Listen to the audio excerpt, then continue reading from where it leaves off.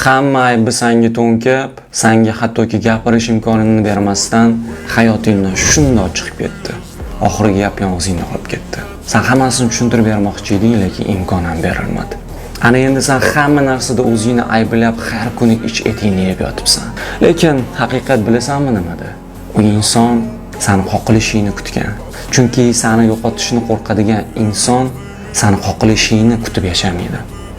Seni qoqilishingni kutib yashagan inson demakki, sendan o'zi xohlagan manfaatni ola olmasligini tushunib yetgan, yo bo'lmasam sendan yaxshiroq variant uni hayotida paydo bo'lgan.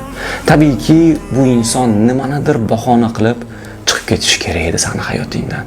Va sen o'sha arzimagan kichkina xatoni qilding. Ko'zingni och.